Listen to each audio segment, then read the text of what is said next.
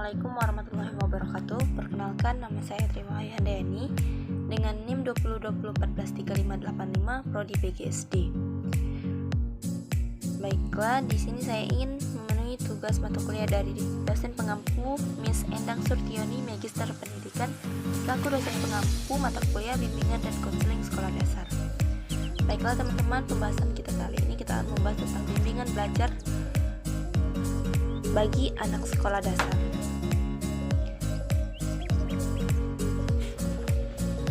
Baiklah, pada pembahasan kita kali ini kita akan membahas tentang pertama ada jenis-jenis masalah belajar pada anak sekolah dasar. Yang B, mengidentifikasi peserta didik yang mengalami masalah belajar di sekolah dasar. Yang C, faktor-faktor penyebab terjadinya masalah belajar di sekolah dasar. Dan yang D, upaya membantu peserta didik mengatasi masalah belajar. Baiklah, yang pertama kita akan membaca pengertian terlebih dahulu.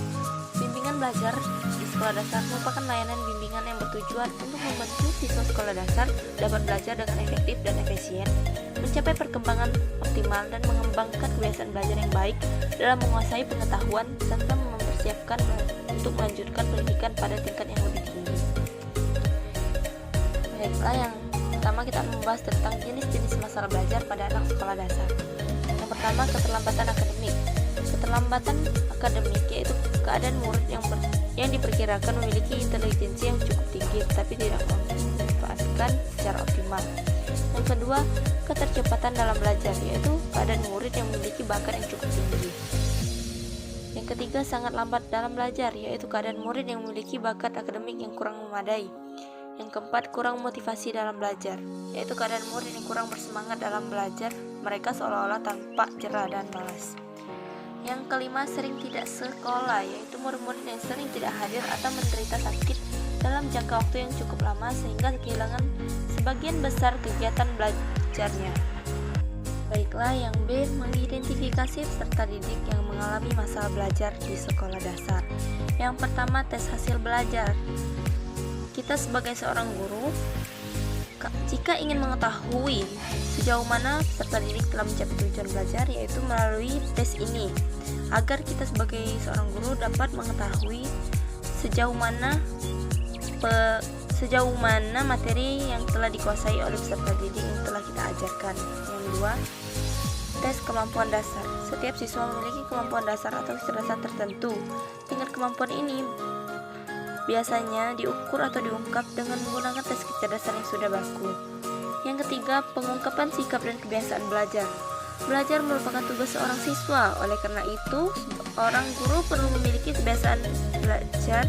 Seorang siswa perlu memiliki kebiasaan belajar yang baik sehingga dapat mencapai prestasi yang optimal. Yang C, faktor-faktor penyebab terjadinya masalah belajar di sekolah dasar. Yang pertama, penyebabnya timbul karena berbagai sebab yang berlainan. Yang kedua, dari sebab yang sama dapat timbul masalah yang berlainan. Yang ketiga, sebab-sebab masalah belajar dapat saling berhubungan antara yang satu dan yang lainnya. Faktor-faktor penyebab terjadinya masalah belajar sendiri terbagi menjadi dua faktor, yaitu ada faktor internal, yaitu berada pada diri murid itu sendiri. Yang kedua, ada faktor eksternal yang timbul dari luar diri individu.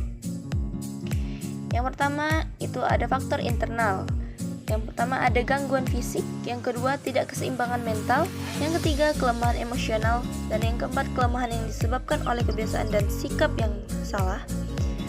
Baiklah, faktor eksternal yang pertama ada dari sekolah, yang kedua keluarga atau rumah. Baiklah, pembahasan terakhir yang D, upaya membantu peserta didik mengatasi masalah belajar.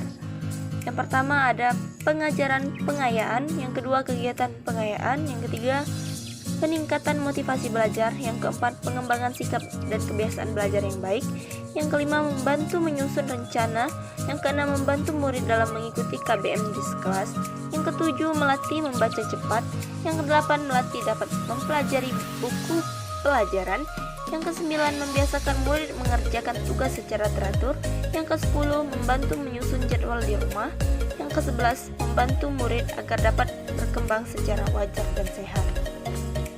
Nah, itulah tadi pembahasan dari saya. Kurang dan lebihnya saya mohon maaf. Pada Allah saya mohon ampun. Saya akhiri. Wassalamualaikum warahmatullahi wabarakatuh. Terima kasih.